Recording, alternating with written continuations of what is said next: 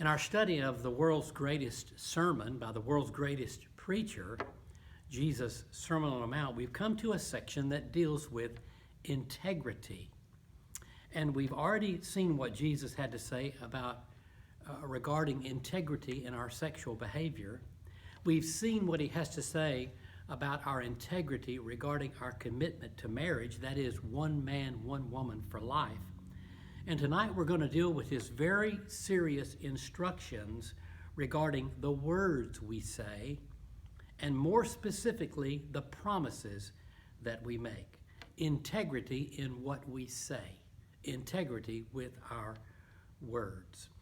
The Sermon on the Mount is called by some the Constitution of the Kingdom of God. It is the document that tells us what our responsibilities are as kingdom citizens. And more importantly, since we are in relationship with Jesus Christ, it is in the Sermon on the Mount where Jesus very clearly, very directly spells out exactly what he expects of Christians in both our motives and our actions. And in that regard, what are our obligations as far as backing up what we say with our actions? What are our obligations as far as doing what we say we're going to do? When we make a promise, when we tell someone that we will do something or that we will not do something, how important is it that we keep our word? When we sign a contract with another party, how important is it that we hold up our end of the deal? Or should we even sign a contract? Or should we shake hands on a promise? Well, Jesus, as always, delivers his message in terms of the culture of the day, how it was, and then how it should be. So let's look at what Jesus had to say to kingdom citizens, now that's us, about being people of our word. First, in line with the pattern that Jesus has been using, let's look first at what they said. Matthew chapter 5, verse 33.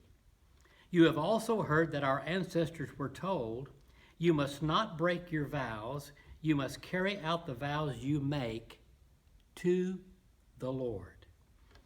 As we mentioned before, what our ancestors were told wasn't necessarily the law of Moses or the law of God or even the Bible, although sometimes it was, but mostly it was how people throughout the years had interpreted the law. And in this case, what our ancestors were told had to do with oaths, promises, but not just any oaths, not just any promises, but promises, vows, and oaths that were made to the Lord. What had been interpreted through the years as regarding a vow or a promise spoke only of a vow or a promise that was made to the Lord. That's not what the law said, but that's what the people said the law said. You see, somehow or another, all that the Mosaic law had to say about keeping our word, keeping our promises, had been narrowed down to the point where those commands only applied to keeping a promise that we made to God. And here was the very unfortunate result in restricting our trustworthiness to God only. Even the most devout Jew, the most religious, the most sincere Jew, was not expected to keep a promise that he made to another person. What God said through the Mosaic law was that we need to keep our word. We need to always tell the truth. We need to keep a promise. We need to be a person of our word. But that had since been interpreted as keeping a rule made to God only. Now, the thrust of the Old Testament in this regard was to always be people of our word, regardless of to whom our word was given. That's what the Bible said, but that's not what was said by the people long ago. They said, keep your promise. It's important that you keep your word, you keep your promise to the Lord. So the order of the day was this: people not keeping their promises to each other. That was the standard operating procedure. That's just the way it was. Now you think about what kind of society that created. It created an environment of total untrustworthiness. No one could be trusted. No one could be relied on. And we have plenty of that going on in our world today, but imagine living in a culture where not keeping our word was expected. It was just the norm. No one was ever expected to keep their word. No one ever intended on keeping their word. Now, can you imagine doing business in a culture where people aren't expected to keep their word? I had a seminary professor who went to another country and adopted a young boy. And he brought him back to the United States and he put him in school. And he got a call the very first day of school telling him that his son, his new adopted son, was caught copying answers off another person's test. And when he asked his son about it, it turned out that he came from a culture where you were expected to pass a test, and because you were, you did whatever you had to do to pass a test or obtain a meal or to obtain a necessity of life. What he had done by looking at another student's paper was the norm in his culture. It was something that was expected. You passed the test by any means necessary, even cheating. And so he had to impress on his new son that this was not the norm in America. That would be so foreign to us to live in a culture like that. While I was working at the bank, I had a customer who was a salesman for an American international military supply company. Now, it was nothing for him to hop on an airplane and travel from country to country and deal with top military officials, peddling his company's military technology or parts for airplanes. And I asked him one day when we were talking, had he ever done business with Arabs? And he said, well, not anymore. And I said, well, why not?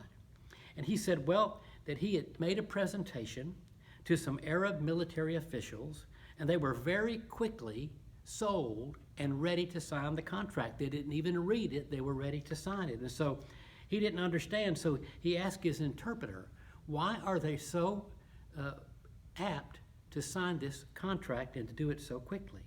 And his interpreter said this, it's because they do not intend to keep their part of the deal, nor do they expect you to keep your part of the deal. That's part of the culture they live in. They don't expect people to live up to their promise, and they don't intend on keeping their promises. It's that same sort of culture that Jesus was dealing with when he said these words. A culture created by a wrong interpretation of the law. The truth is, a civilized society cannot operate that way. In everyday life, in business, especially in a court of law where witnesses must tell the truth, we have to have ways to know for sure if someone is reliable, trustworthy, and will keep their word. And that was also the case back in the first century. So the people long ago came up with a system, and the system was oath-taking. A person making a promise would take an oath. He or she would swear by something. You see, something had to be added to the promise to ensure that it would be honored. A person's word alone was not enough. In fact, it had zero value. And here's the thing. The value or the sacredness of whatever they swore by was directly related to the probability of that person keeping their promise. So let's just say today that a man makes two promises. With one, he swears by his wife. On the other promise, he swears by his pickup truck, or maybe he swears by his bass boat. Which promise is he more likely to keep? Now, hopefully, his wife would have more value than his pickup truck or his bass boat, and that would be the promise that he would keep. Of course, that may not be necessarily so. You see, all of this oath-taking went way beyond cross my heart and hope to die, stick a needle in my eye. Sometimes a man would swear by his head. Now, obviously, depending upon the contents, Some heads are more valuable than others. The most serious oaths involve swearing by God or the things of God. And even in courts of law today, an oath is taken, so help you God. It is the most serious oath. Well, knowing how the teachers of the law and the Pharisees operated, now you remember what they did to the Sabbath day. They had to go through each thing of God and determine whether or not this particular item bound you to keep the promise that you made. And so they made up some silly rules as to which oaths must be kept and ones that ethically, in their eyes, could be broken. If you could make a promise and swear by something that sounded impressive but was not binding, then you had tricked someone legitimately, they thought.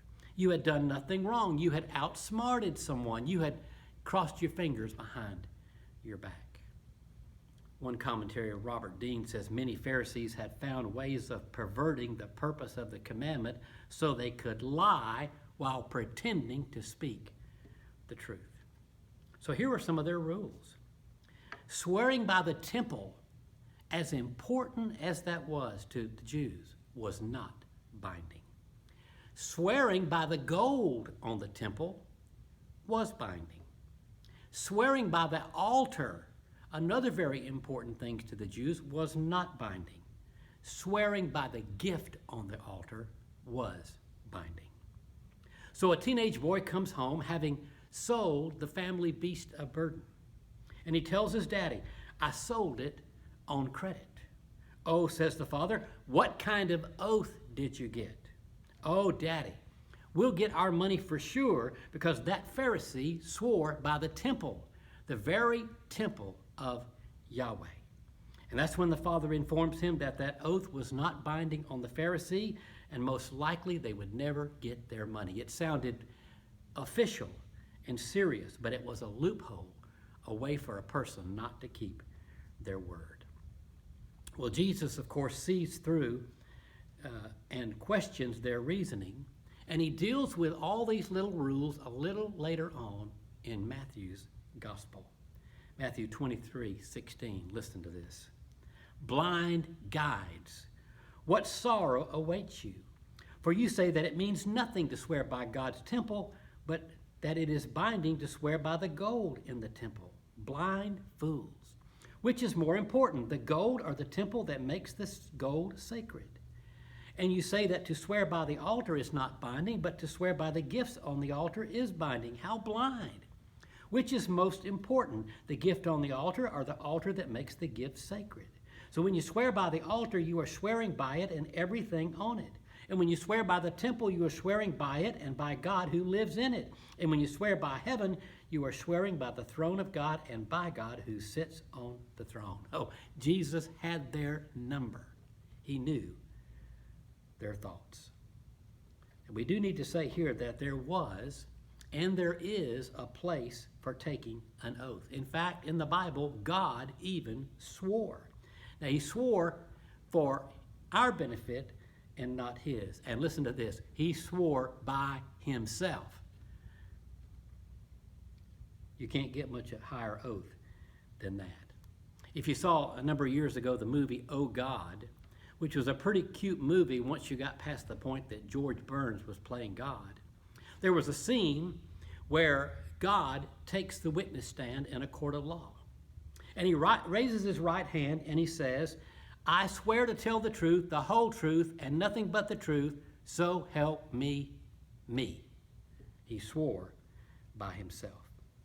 But in this society where no one's word was worth anything, where people weren't trusted, oaths were just the order of the day. They weren't used just in important times. They were used in ordinary, everyday conversation. Because of the untrustworthiness of society, anything that was said had to be backed up by an oath of some sort. Now, in the Old Testament, the oath was to be used for extra serious occasions, heavy matters, matters of national interest, legal matters, such as a court of law.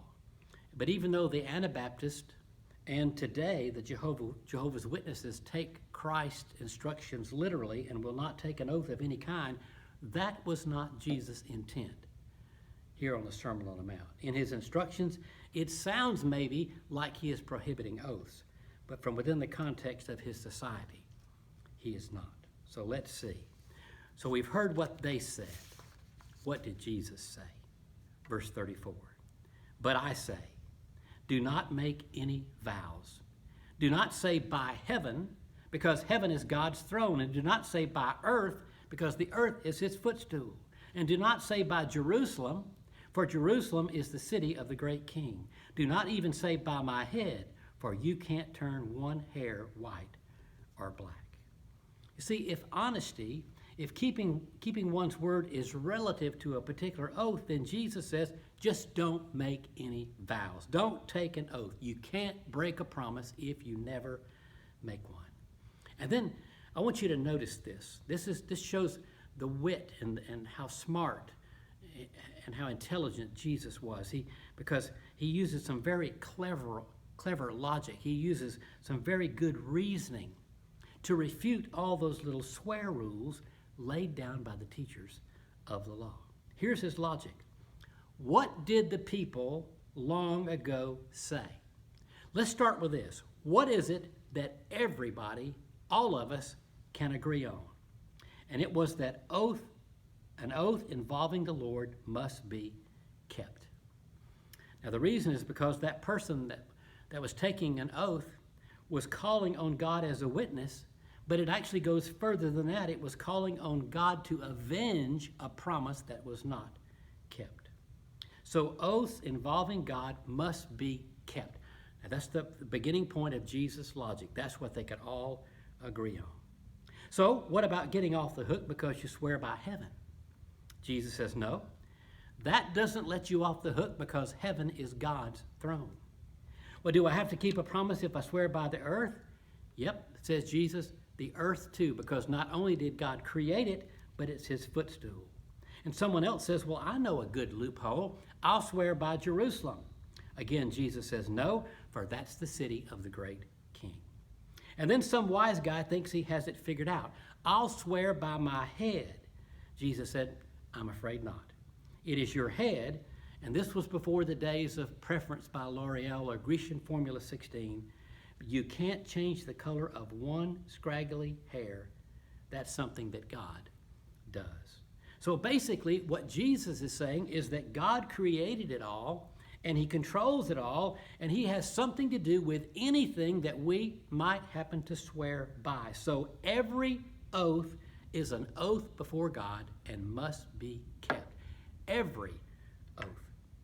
So Jesus just took this whole oath-taking system created by the teachers of the law and flushed it right down the toilet exactly where it belongs.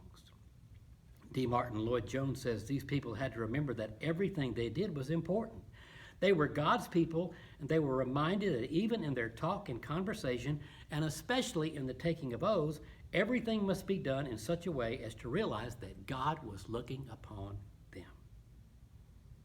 Well, here's the question. Well, Jesus, if we can't back up our words with an oath, if we can't swear by something to give our oath, our promise, some credibility, what now should be the rule? And as if Jesus was saying, I'm glad you ask. Because here's what should be the Christian's policy regarding the words we speak and the promises we make. Chapter 5, verse 37.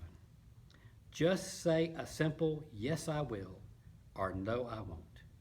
Anything beyond this is from the evil one. Jesus has taken something that was made so complicated by the teachers of the law, and he made it so simple. How about this, he says? If you say you're going to do something, do it. And if you say you're not going to do something, then don't do it. Your word alone should be enough. Longevity was also included in our yes and our no. Whenever we make a promise, is it only good for a certain amount of time? Does it have an expiration date? Because If it does, we need to state that in the promise. Rock singer Rod Stewart made this comment. He said, I think marriage vows should be changed because they've been in existence for 600 years when people used to live until they were only 35. So they only had to be with each other for 12 years and then they would die anyway.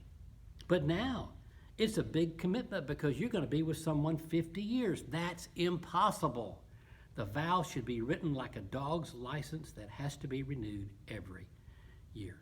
Listen, it's not biblical marriage if it's not till death do us part. There is no expiration date on the marriage vows we take. In the publication Men of Integrity, that magazine, Mark Mooring shares this story.